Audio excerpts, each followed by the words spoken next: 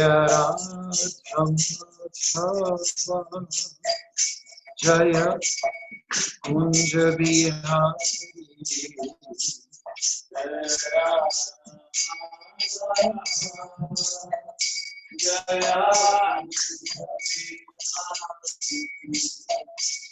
Jaya Radha Madhava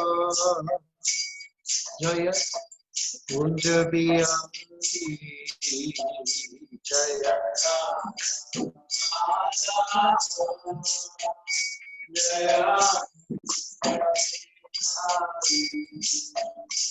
Jaya Gopi Jana Vallabha Jaya Girvaradhari Jaya Girvaradhari Gopi Jana Vallabha Jaya Girvaradhari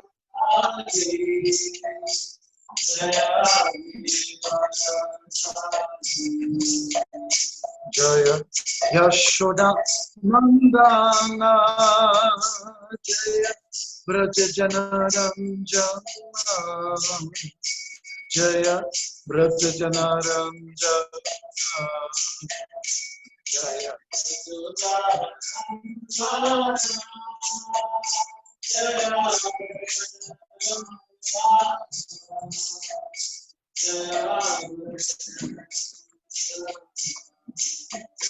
Jaya Yamuna Tira Vanachari Jaya Kunja Bihari Jaya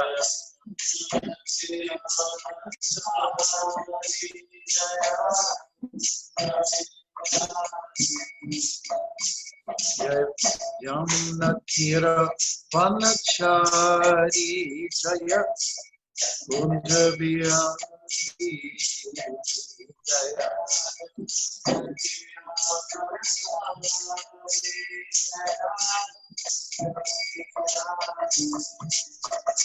Jaya Radha Madhava Jaya Kunja Bihari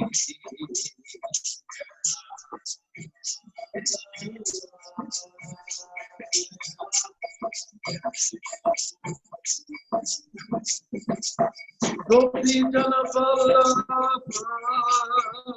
Jaya Girvaradhari Gopi Jana Vallabha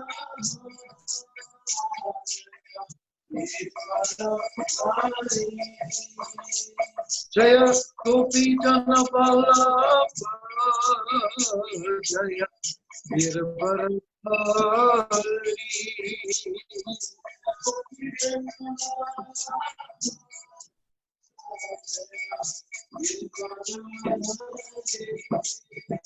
Jaya Radha Madhava Jaya Kunja Bihari Jaya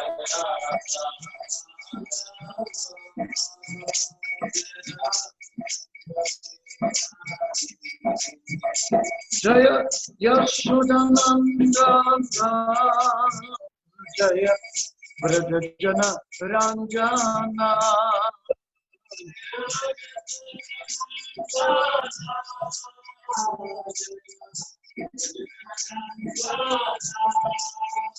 Jaya Yamuna Tiravana Chari Jaya Kunja Bihari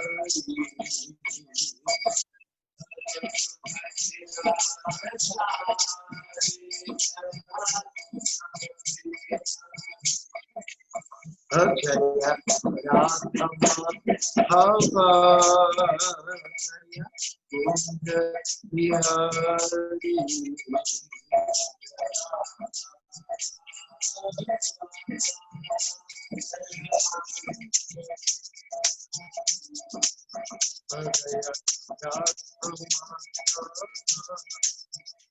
Jaya Kunja Bihari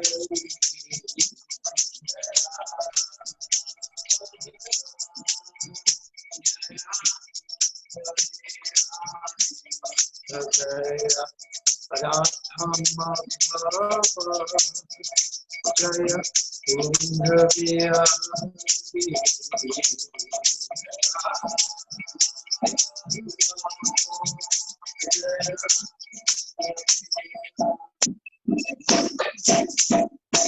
Sri Radha Madhava ki jai. Thank you very much. And we'd like to Orkana, who's playing the mridanga here, and we're going to get his face into the frame. Let's hear it for him. Jai Haribol. And Corrado playing on the kartals. Hare Krishna. Hare Haribol. Krishna.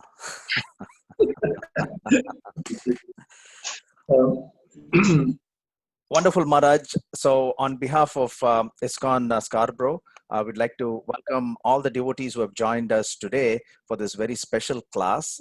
And on behalf of all the devotees, I would like to sincerely welcome His Holiness Bhaktimarga Swami. Hare Krishna, Maharaj. Thank you so much. So this is ISKCON Scarborough's 12th virtual Sunday feast class since the arrival of COVID-19, and we have had classes on the glories of the holy names, meditation on the forms of the Lord from the third canto of Srimad Bhagavatam. Also, based on the requests of the devotees, we also did a class on different ways to go back home, back to Godhead from Bhagavad Gita. And also, due to COVID-19 times, we had a class on Dhanvantari. And Dravid Prabhu was here joining us 3 times, once on the topic of taking shelter of Krishna in times of danger, an apt topic during COVID-19 times, few weeks ago. And for 2 weeks in a row, he went through the class of Dasamula, the 10 roots of Gaudiya Vaishnava philosophy that all of you really loved. And we are so grateful and honored to have His Holiness Bhaktimarga Swami here again. Maharaj was here with us on Mother's Day and gave us a fascinating class on the mothers. And today Maharaj is here to explain to us about the 7 purposes of ISKCON. So a little bit about Bhaktimarga Swami. So Maharaj is popularly known as the walking monk, and he took to a monk's life in 1973 as a youthful 20-year-old. And as we all know, his walks are extensively and internationally featured on radio, television, in the newspaper and film. And so we are super excited to welcome His Holiness Bhaktimarga Swami. Hare Krishna, Maharaj. Thank you so much. And we're missing everyone very much. And I noticed one person's name up there, Jamuna Jeevana. If I get a chance to walk with you one of these evenings, that'd be great. In fact, I'm inviting walkers in the evenings. Good. So what I would like to offer to you is just a poem that I wrote about Srila Prabhupada and the things that he's given us. I've written a few. So here we go. And then we'll get to our main topic about the 7 purposes. So Maharaj, if you don't mind, again, the audio is little not clear, Maharaj. If you don't mind, is it possible to come a little closer? Sorry to ask you that, Maharaj. Closer still. Well, it'll be a head-on collision. We'll try our best. How's that? Yeah, that sounds nice, Maharaj. Okay, I'll try to keep up the volume as well. Thank you, Maharaj. Okay, so here's the poem, and it's directed to Srila Prabhupada. You gave us everything, a thing called puja, an ancient rite of dupe and deep for fragrance and light, subgies and savories, an entire cuisine, the method as well for keeping it clean, a recipe for the teeth, some oil, some salt, calcium and clover, free from dental fault. The image of God, a wide-eyed Lord, a deity so festive with cart and with cord. Saffron and shika, it gives us a mark, an unique attire, who'll not remark. A place for the family, a husband, a wife, children and house, a lesson from strife. The simple way of life, the bull and the cow, and land to be worked with the sweat of the brow. The Lord and his consort in golds and in red, the best bedecked from feet to their heads. Management and order with plans we pursue, Lakshmi and men in file and in queue. International club, each brother and each sister and brother, the principle, respect, and love for one another. You gave us everything, even your very self, and all that you know. Nothing is amiss that you did not show, but we are ungrateful. Okay, sorry to leave it on a sad note. Okay, we're looking at the 7 purposes of ISKCON, and 7 is a significant number. It is a number that we find in the Vedas. There's Saptarishi, which refers to sages, 7 sages who can guide us. They are represented as stars in the beautiful sky above us. So if it's dark, you might see them, and they may give us some kind of direction. I have pulled out from my bookshelf, the Leelamrita, Srila Prabhupada Leelamrita, and that is all pulled together by Satsvarup Das Goswami. And in volume 2, we find the articles of ISKCON in 7 forms. Okay? So I'm going to read them out to you, and then we'll discuss it all. This is from a chapter, and it's called Breaking Ground. The purposes stated within ISKCON's articles of incorporation reveal Prabhupada's thinking. They were 7 points, similar to those given in the prospectus to the League of Devotees he formed in Jhansi, India, in 1953. That attempt had been unsuccessful, yet his purposes remained unchanged. And here they are, 7 purposes of the International Society for Krishna Consciousness. A, this is the first one, to systematically propagate spiritual knowledge to society at large, and to educate all peoples in the techniques of spiritual life in order to check the imbalance of values in life and to achieve real unity and peace in the world. Second one, B, to propagate a consciousness of Krishna as it is revealed in the Bhagavad Gita and Srimad Bhagavatam. C, or number 3, to bring the members of the society closer together with each other and nearer to Krishna, the prime entity, thus to develop the idea within the members and humanity at large that each soul is part and parcel of the quality of Godhead, Krishna. D, or number 4, to teach and encourage the Sankirtan movement, congregational chanting of the holy name of God, as revealed in the teachings of Lord Shri Chaitanya Mahaprabhu.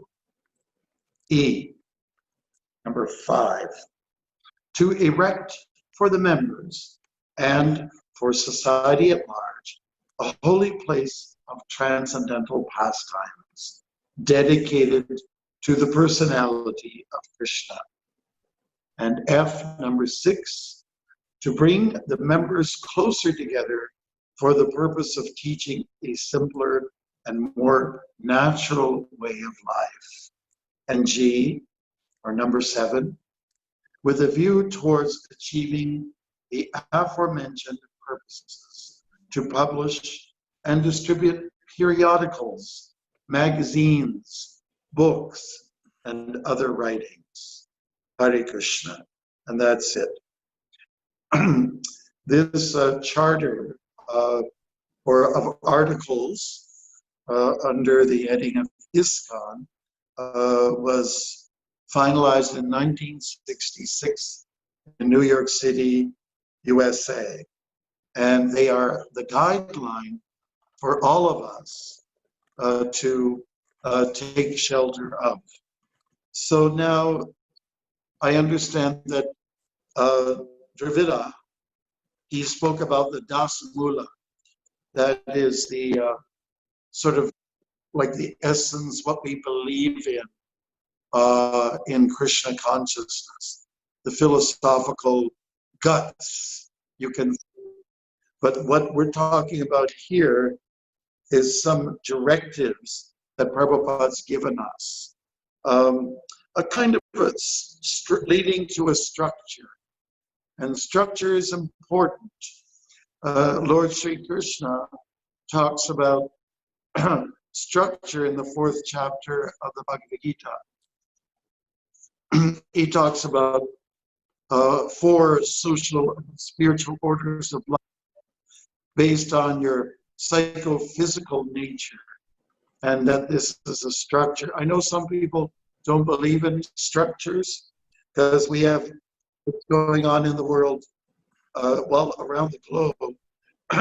Some people are clearly declaring themselves as anarchists.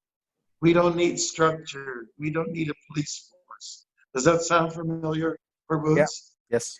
They're very extreme lefties, and left-wing people. And I consider myself a lefty. I also consider myself a righty. In fact, I have 2 hands, a left hand and a right hand. And I put them together and I can make some noise. Srila Prabhupada, I believe, was both together. And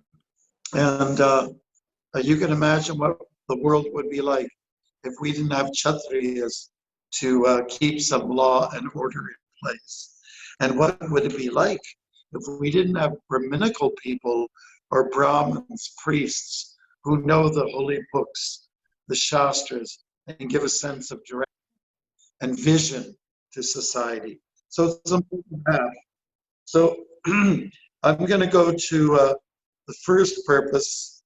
And, the reason why we're going through this too is that for those who are members of ISKCON, you can become a little more enlightened as to what is our thrust, what is our theme.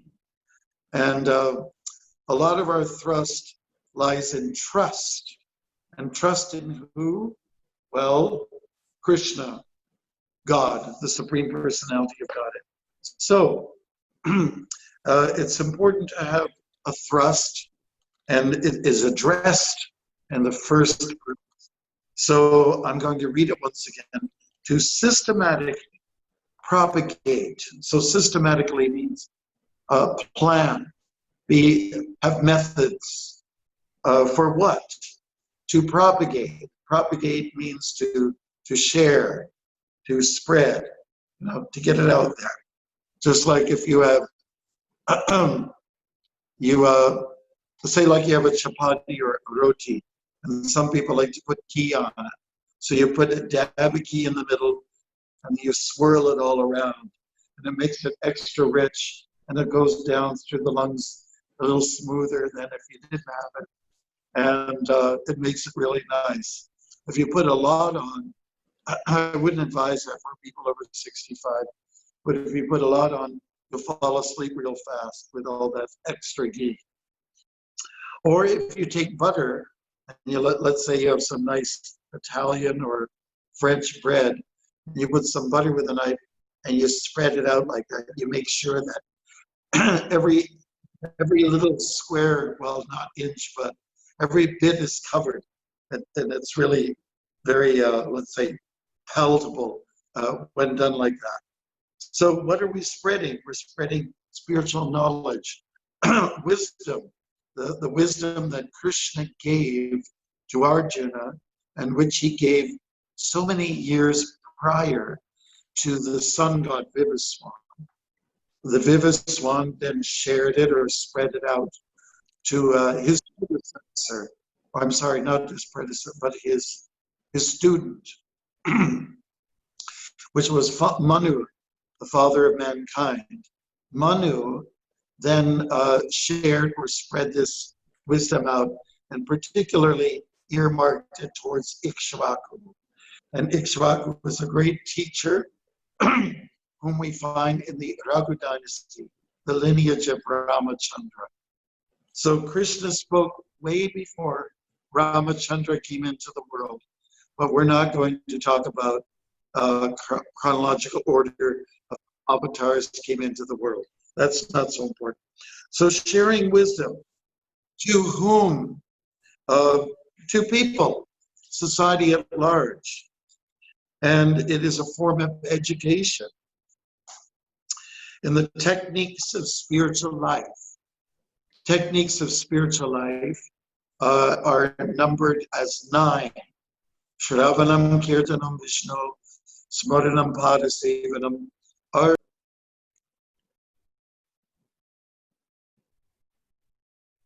Okay, and so that is 9 processes of devotional service as established or let's say told to us by Prahlad Maharaj to his not so nice dad, okay, Hiranyakashipu. So where there is wisdom, where there is education, people tend to be happier. They're able to make better decisions.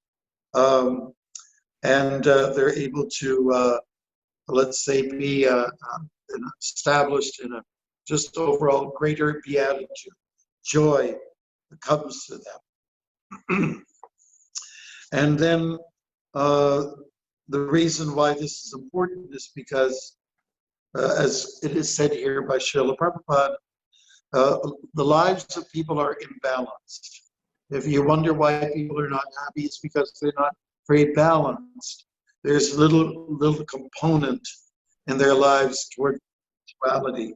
It's all about, let's say, pampering yourself and tantalizing your senses and being greedy and so on like that.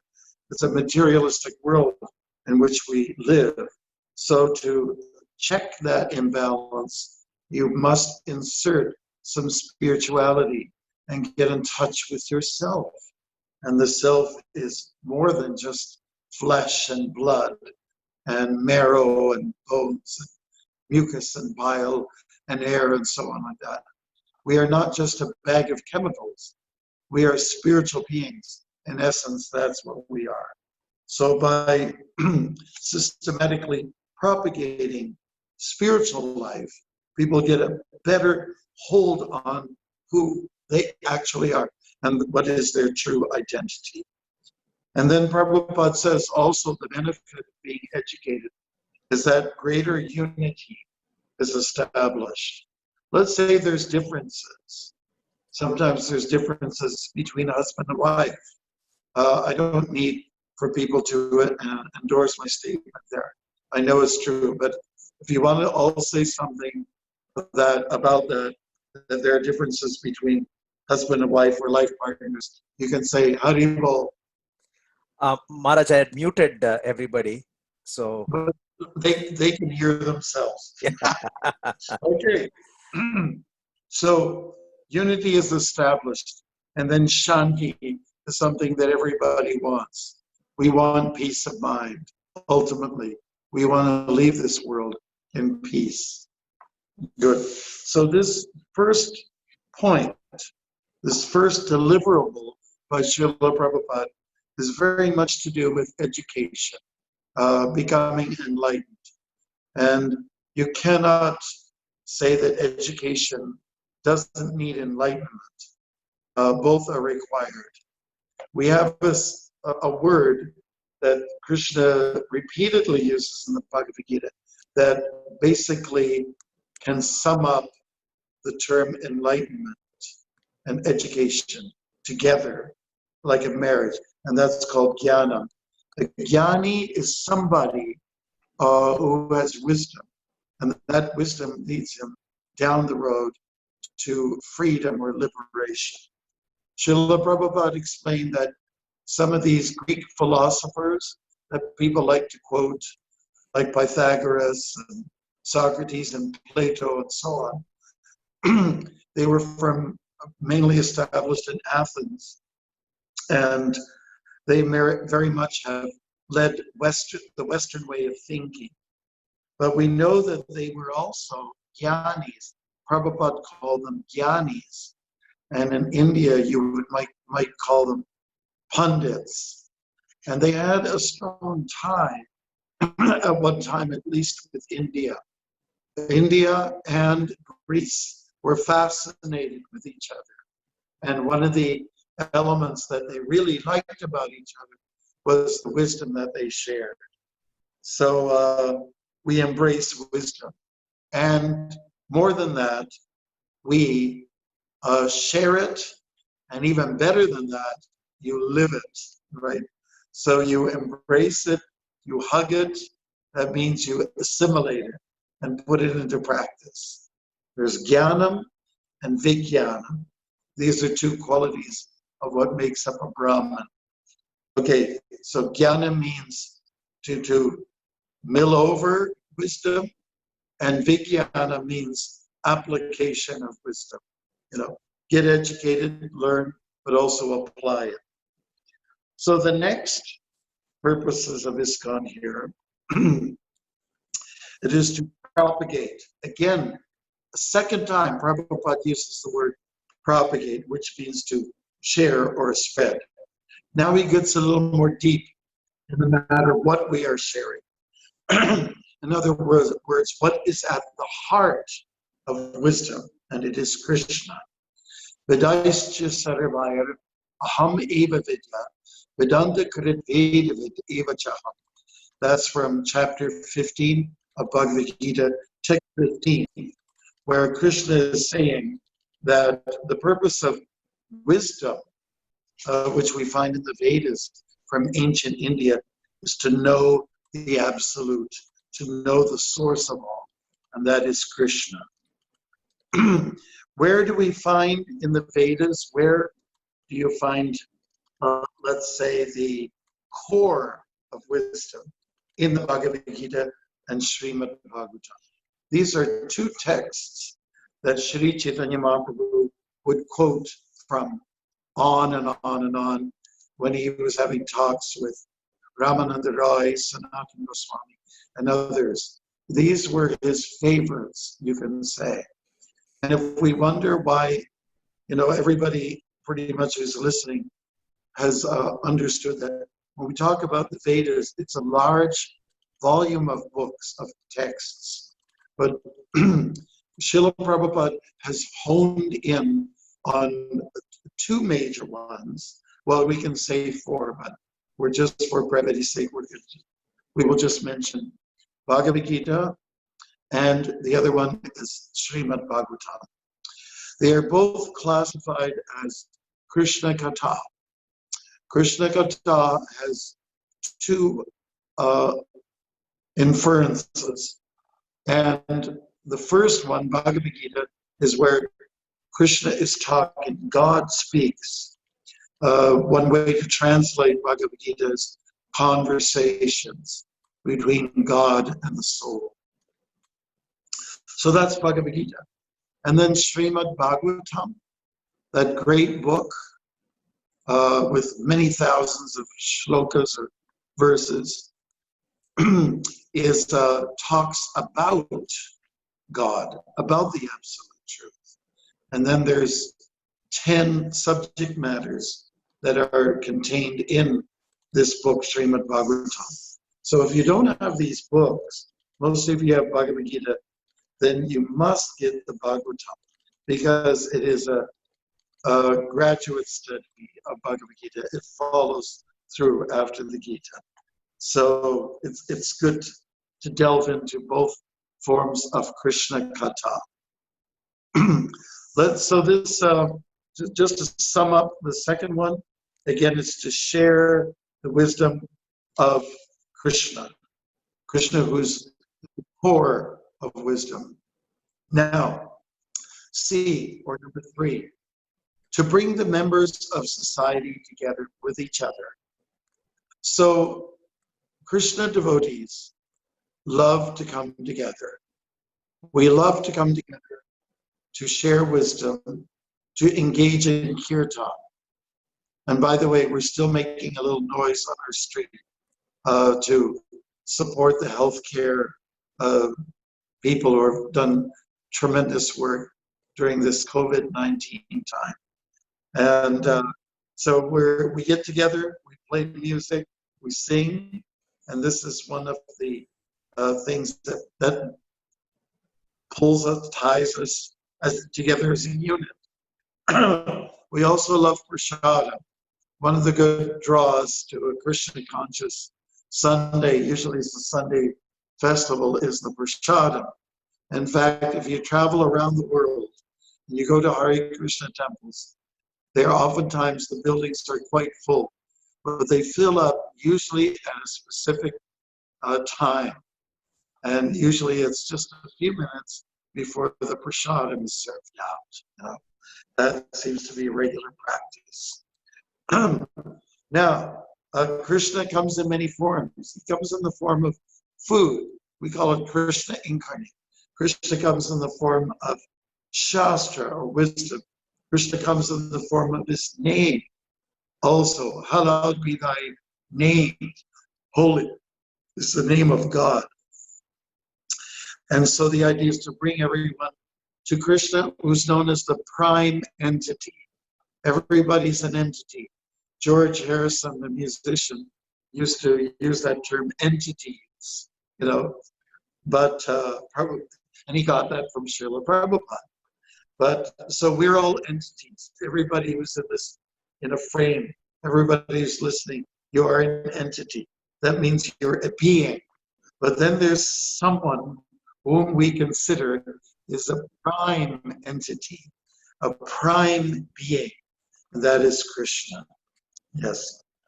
So we come together to concentrate and focus in and meditate on Krishna, every aspect of Krishna, from head to toe, or I should say, from the peacock feather down to the lotus toe, and especially the toes or the feet. That implies that we take a humble position before the Lord. So he's the prime entity, and when we bring everyone together, we bring about membership.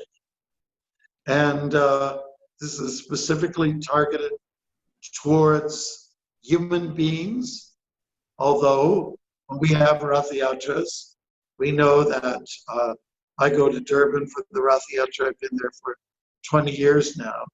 Almost didn't make it last year. They almost wouldn't let me on the plane. But people come there. I think some people come with dogs. I know that on Center Island here in Toronto, some people come with their pets. So, but this is more specified towards human beings. And what do we learn from this wisdom that is being propagated? That all entities are part and parcel of Krishna. We are little sparks out of a fire. The fire is Krishna, and we're like these little glow things that jump out of the flame. And that's what we are. We have the same qualities of the Absolute, but not the same quantity of qualities. That has been so much emphasized by Srila Prabhupada as a philosophical reality. Okay, so we're going to number 4. This is, again, a word that we must, appreciate and to put us as a marked difference between ourselves, our ISKCON centers, and just going to a holy place, or just like at some temple or mandir. We're there to learn something, okay? So here it is said in the 4th purpose, to teach and encourage the Sankirtan movement. So to teach, teaching is like reaching, grabbing the soul. Just like, say, if I reach out to you with my hand and I get right into where your heart is, I pull it out and say, we are going to Krishna. So that's the idea. And the method for going to Krishna is something called Sankirtan. Kirtan means to, let's say, speak about Krishna's qualities and to glorify him. And Sankirtan means when people bunch together and do it very in a strong way. And they're mentioning their name. So congregational chanting, this is what is at the heart of Sankirtan. It is people singing and remembering Krishna through sound. And as is revealed in the teachings, there's mention of Chaitanya Mahaprabhu. So those of us who are members of ISKCON and who follow, whether you're practically new or not, you know you're following an ancient system. There's a lineage that comes down from Krishna, what we call Parampara. And Krishna's lived here, been around for a long time. So more specifically, the teachings that we learn are coming from him. But in more recent times, they've been filtered through Krishna in the form of someone by the name of Chaitanya Mahaprabhu. Chaitanya Mahaprabhu was a great monk who lived he was quite active in the early part of the 16th century. And he was born in the late part of the 15th century. And he was sharing the wisdom of Krishna consciousness. And emphasis was on chanting, and that's why we do that. Chanting is outlined in the Bhagavad Gita in various places, but it's much more emphasized in the teachings of Chaitanya. He has left us 8 verses called Shikshastakam. And these verses help us to understand that approaching spirituality in humble frame of mind and having due respect towards all entities, all living beings, brings us close to Krishna. So Kirtan is at the core of bhakti, devotion, especially for this age. Number 5, to erect for the members of society and for society at large, not just the Krishna people, but also non-Krishna people. Of course, I cannot use that term that somebody's a non-Krishna person, because Krishna is in everybody. So how dare I even, presume that that could be an issue? We might meet people who say, I don't believe in Krishna, I don't believe in Buddha, I don't believe in Jesus or Muhammad, etc., etc. Well, whether you believe or not, God is in you. It's just like breathing air. You can say, I don't believe in air. I don't believe in water. Well, you've got some air in your body, and you've got some water. Your body is mostly comprised of water. So how can you not say that you're a component of God, and God is within you? So in this number 5, Srila Prabhupada is talking about holy places. In Sanskrit, we say tirthas, or we say, there's other terms, but I think that one's good enough. Places of pilgrimage. In the English language, you say pilgrimage. That means you walk to holy places. You walk to places where you will get purified. And the other day I was walking with a rabbi in training, and a rabbi is a member of the Jewish tradition. We had a nice walk through residential areas of Rosedale. And one thing we discussed was, churches and mosques and synagogues and temples, they get criticized by many atheistic people. Said there's a lot of corruption that's going on behind those doors, or there is hypocrisy. They're frauds. You hear these kind of You hear people talking about people like that. But one thing that I've explored is that a holy place is a place where people spend a little time, they their ego, and they take some excellent time to say something positive. Say something positive. They they relieve themselves of negativity and cynicism, and say something good about God, whether it's Jesus, or Krishna, or Buddha, whatever. They're remembering these personalities of Godhead, and so it's all positive energy being projected out there. It's this optimism. It's a space of optimism. That's why places are important. Srila Prabhupada implied also that it's not just a building, but it's also land that must be used for spiritual practices. And then we have number 6, to bring members closer together. You see, Srila Prabhupada was encouraging people to actually come together and not to practice social distancing. I hope you don't have to laugh at that one. We do take serious to the social distancing, which is necessary during a pandemic time like right now. But when we look at the stories of Chaitanya, the monk we were talking about earlier on, he and his friends, they were very close to each other.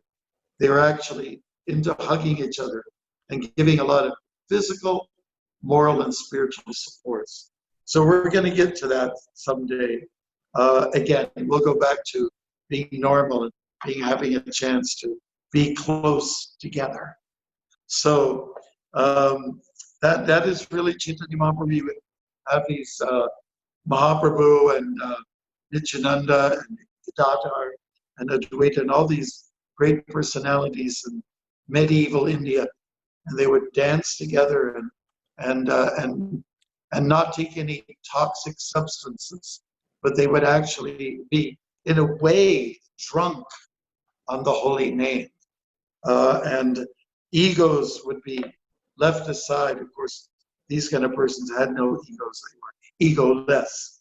But they would come together and touch each other. Even Amrish Maharaj, the great pious king, he was talking about surrendering everything and using all your body parts as a way to show your love for God through service. And the example is given of the hands are used to touch devotees. Of course, we're not necessarily recommending that to members of the opposite sex. Keep your own gender, but I have to admit that sometimes if I'm in a crowd of, let's say, New Age people, it becomes inevitable that you probably have to hug a Mataji, and that's just to encourage them. Keep it short, keep it sweet, and move on, Swamiji. Okay, so Prabhupada was talking about a simpler way of life in this number 6, to bring the members closer together for the purpose of teaching a simpler and more natural way of life. Natural means getting down to the land, getting down to the animals, and the plants, of course.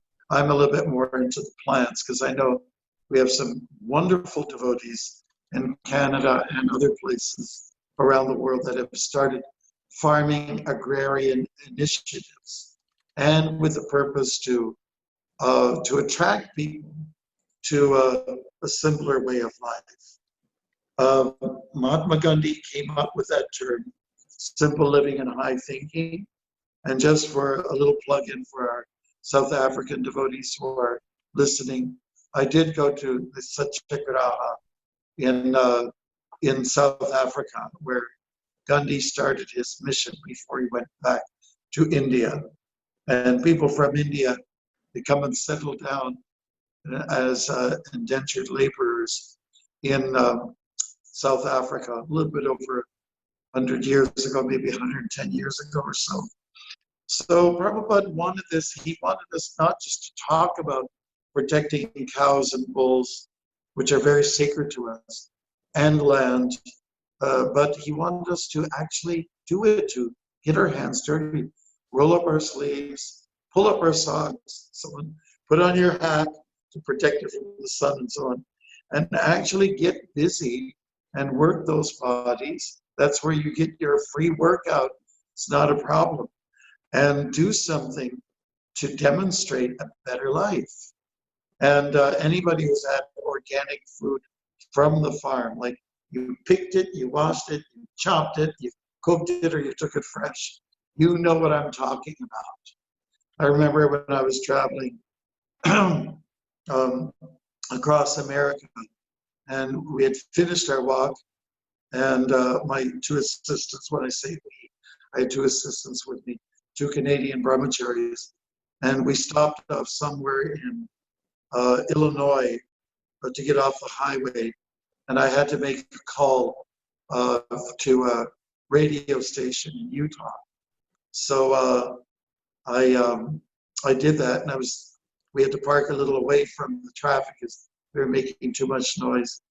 And while I was talking, I noticed a tree. This was at an abandoned gas station.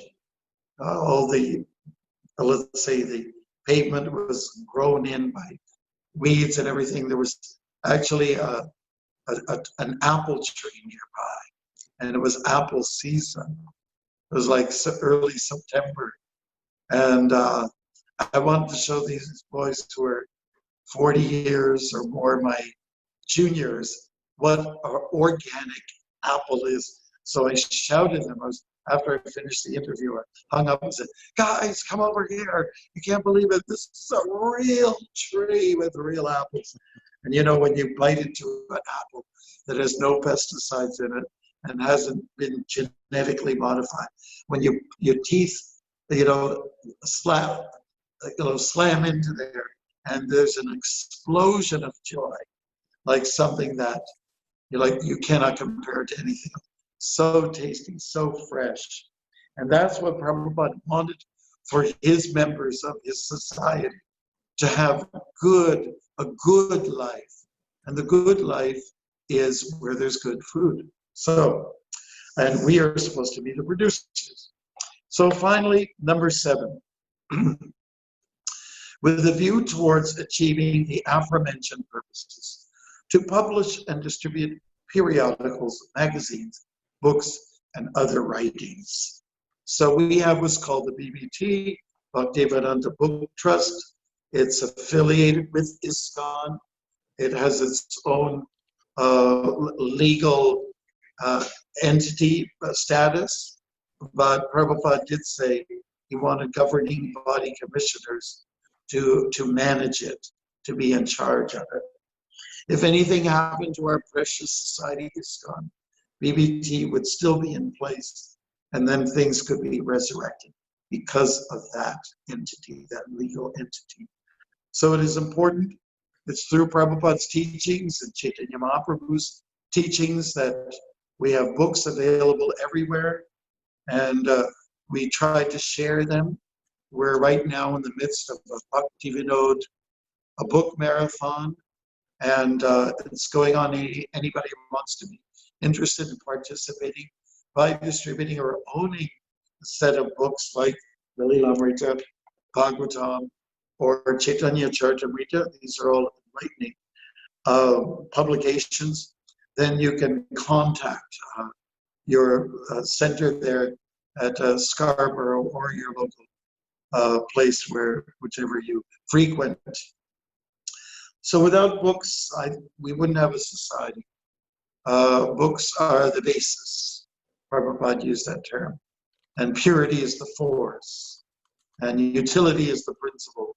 These are some phrases that Srila Prabhupada used that are essential for our, let's say, spiritual well-being.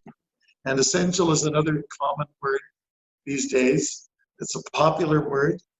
I was walking on the street the other day, and there was a woman. She approached me, and she was approaching me for some money. He said, I don't have anything. I don't have, I'm a monk and I don't have anything. Then she approached the guy, another guy who looked like he had something, some finances in his pockets. And she said, I need something. And he said, what do you need it for? She said, I need to get some cigarettes. I said, well, cigarettes are not essential. No, I'm not. If you want a pizza, I'll get you a pizza. I'm going to get one right now. And that's essential. Food's essential, but I'm not going to get you any cigarettes. So we're talking about the topic of essential. So what is essential now? Anybody in the human frame of life, human body is to take care of your spirituality, to take care of your soul. So that's what ISKCON provides, the needs of the soul. And it's good to dwell on these purposes, to remind you that I must share, to remind you who is God and what's my connection with God. And I must not just share, but teach. And I must go to do things that are more natural. And what I found very interesting here is that there's not much mention here of puja or worship, although it is implied by transcendental pastimes, holy place, and so on like that.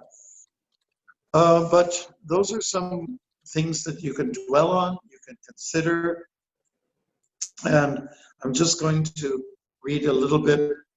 I'm just going to take a second to read a little bit more from a paragraph from the Lilamrita, Prabhupada's Lilamrita. Regardless of what ISKCON's charter members thought of the society's purposes, Prabhupada saw them as imminent realities. There was a Mr. Rubin, who was a subway conductor, and he met Prabhupada in 1965, before he started ISKCON. And this is in Manhattan at a park bench. And Prabhupada said to him, he said, there will be temples and there will be many books and there will be many people coming. Prabhupada had that vision. He had no one at that time, no followers, no students, but he kind of prophesied to this Mr. Rubin, this is what's going to happen. This is how I see it. We will have buildings, we will have land, we will have people, and we will have books, we will have wisdom, and the world will be affected in a very profound way. So thank you very much for listening. I understand that there might be some time for questions. If I could hear from Ananda Garanga, is that a fact or fancy? It's a fact, Maharaj. So there are a few questions, and because we have some devotees from South Africa, and I think there are some devotees from Mauritius as well. And also we have Mother Shanti and Jamuna Jeevan Prabhu and a few others. Jagannath Mishra Prabhu is also there. So we have few minutes. So maybe we can start off with the questions that came privately or in public through the chat, Maharaj. So you also mentioned about, in this 7 purposes, there is, puja or worship is not mentioned.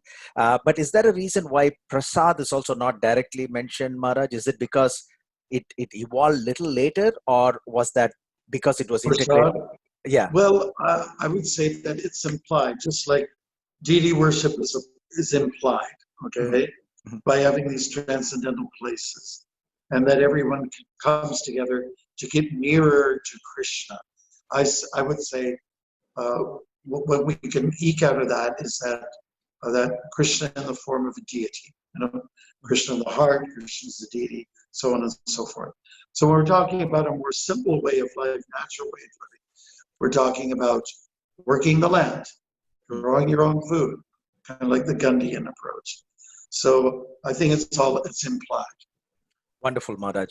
You have to read between the lines. Right. And also another question is, do we know if Gaudiya Math also had, purposes like ISKCON had? Well, the Gaudiya Math, for those who are not aware, is the institution that Prabhupada came out of Prabhupada's gurus, Bhaktisiddhanta, and they had an institution called the Gaudiya Math. They had 64 branches, mostly in India, at that time, the early part of the 20th century. And the question is, did they have some kind of principles? I'm sure they probably did, but frankly, I wouldn't know. Okay, Maharaj. Maybe I want to open it up to Tamohara Prabhu if he wants to ask a question.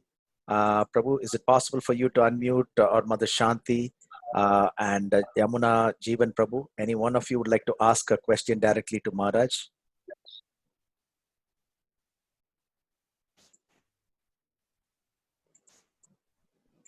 You can unmute yourself and you can ask the question.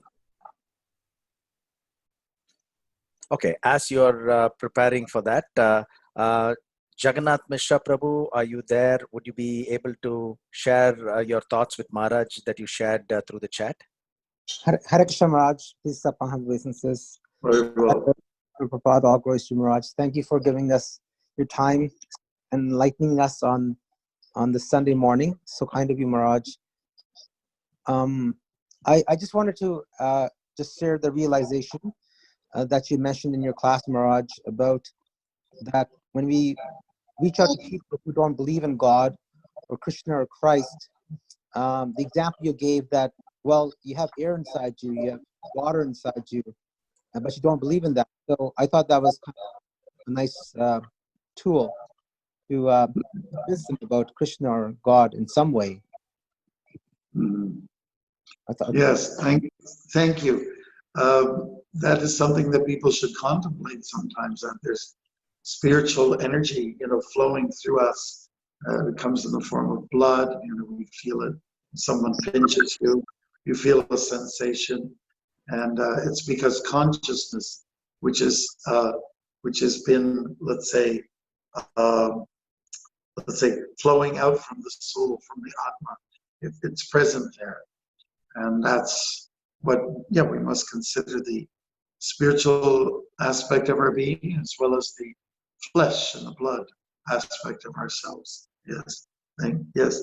Wonderful. And yes, so let us contemplate these things. We're encouraged to meditate, and we should meditate on these words of wisdom that are expressed by Krishna. Try chapter 4, text 35. And you'll understand that Krishna is in everything and within us. Thank you, Maharaj. I just had one other question, Maharaj, that I just thought of now. The seven purposes, since they're so important, and I recall that they're in the front cover of each Back to Godhead magazine. If you open the front page, do you think at some point in time this might be something that, when people take initiation or somewhere, that they vow to remember these principles or at least be aware of them? What's your take on this, Maharaj? Yeah, I believe that in the Back to Godhead magazines, there are some mission statements to do with the magazine itself. Now, in ISKCON, we have established what's called a constitution. I was a member of that committee trying to pull it together. Only because I felt it was very necessary so that members can know that we have a structure and we have a shelter, or we have a protection, because really Constitution protects the individuals. So within the very first lines, we have these 7 purposes of ISKCON. And I do believe it's important for people who go through the process of Diksha or initiation, that they should familiarize themselves with it. Oftentimes in my talks, I'll present the 7 purposes of ISKCON. And as much as I'll talk about 10 offenses to be avoided while chanting. And I'll mention about 4 principles that have to be honored and 16 rounds. I throw some figures around there, even though I'm not a mathematical person. But yeah, people really should know about membership. I'm a member. That means I'm a practicing individual within this institution. And my following these principles reflects in the way I behave. Yeah, they are parameters in which we should work. And also, when you're thinking about projects, well, acquiring land, getting places of pilgrimage, or let's say acquiescing books, publications. This is where I should put some of my resources towards. So it is a reminder, it is a little bit like a tithing, you can say. You have an obligation to contribute, even financially and then physically, in so many ways. So I think it's a reminder that this movement is doing many things for you. What are you giving back? So ask not what ISKCON can do for you, but what you can do for ISKCON. Wonderful, Maharaj. So, and we just got a text message from Tamohar Prabhu that, he was fascinated by the class and he got all the answers that he was looking for. So he's got no special, any different questions. So one last call for Mother Shanti or for Yamuna Jeevan Prabhu. If you have any question, you can unmute and ask Maharaj. Hare Krishna. Can you Hare hear Krishna. me? Yes, Mother. Okay, Loud and clear. perfect. So regards to Srimad Bhagavatam, when it comes to studying, for example, the first 5 or 6 cantos, what is a good process to start studying them? Should it be, what is the best way? For example, what should I strive for? Going to India, doing it online? Is there a process that would be best? Doing it certain times a day, or how would that all?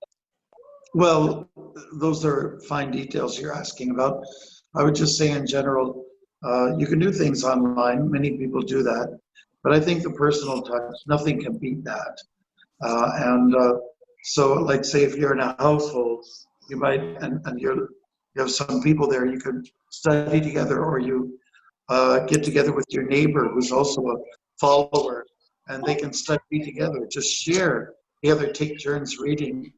I know, like say for instance, when we're practicing for a play, each member actor is trying to learn their lines, so they help each other. One raises the script, see how the other one is doing. And this way they test each other and check each other, and they're mutually supporting. So I think that's the best way to do it. There are a lot of different chat groups that have started these kind of discussions together, and you can search for them. I know they're out there. Okay. Wonderful, Maharaj. And so you can consult with somebody like Ananda Gauranga or one of your temple leaders that knows a little bit more about where to go with that. But I think most people, they really thrive on sitting down together, like what we do at the temple. We sit down and read Krishna book together. We take turns reading Nectar of Devotion. So it brings you together, as indicated in 7 purposes, to come together and around the centerfold of Krishna. So I would try to arrange something where you can involve people. I just think that's superior to doing it solo. Thank you, Maharaj. And Mother, I will get in touch with you with regard to that, Mother. Oh, thank you so much, Prabhu. Hare Thank Krishna. you. Hare Krishna. Yamuna Jeevan Prabhu, you have one question. We'll make that a last question.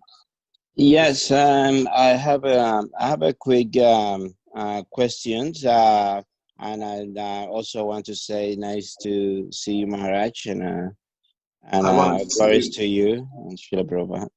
And Maharaj, I just, as you know, I'm in the rebuilding of my sadhana and my spiritual life. So I've been doing whatever I know for a fact that I need to do. But it's always, when I heard your intuition, like how once repaired the sadhana and get back in the horse, like kind of. Yeah, sure. I think the best thing to do is again, the personal approach. I'm happy to help you with that.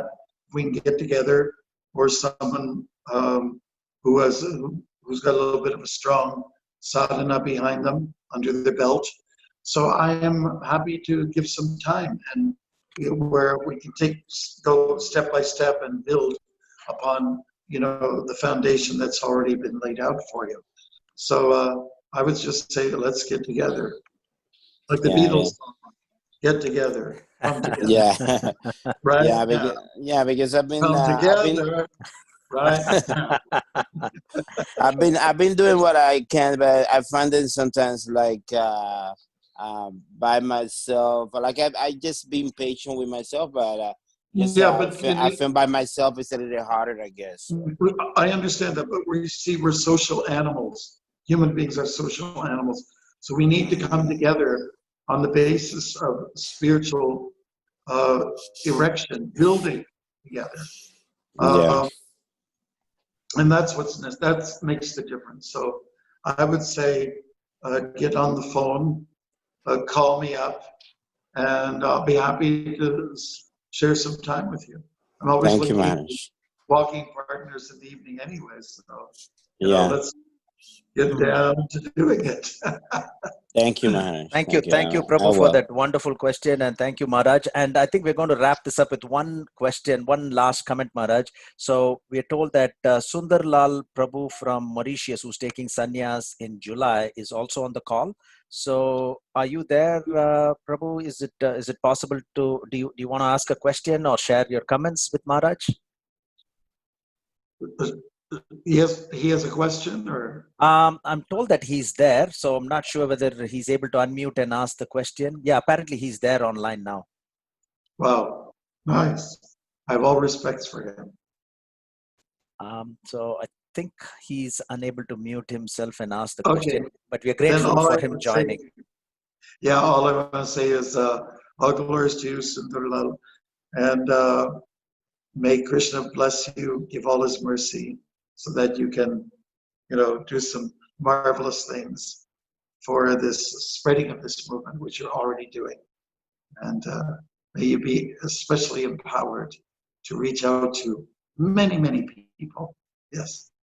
Wonderful, Maharaj. Thank you. That was a wonderful message for Sundarlal Prabhu. And Maharaj, we are very grateful for your enlightening class on the 7 purposes of ISKCON. And it was not just for, it was perfect, not just for beginners, but also for seasoned devotees. So we're grateful for that, Maharaj. All glories to your continued service, Maharaj. Thank you. Thank you, Maharaj, for your time. And we'd like to thank all the devotees who joined us today. Srila Prabhupada ki jai. Jai.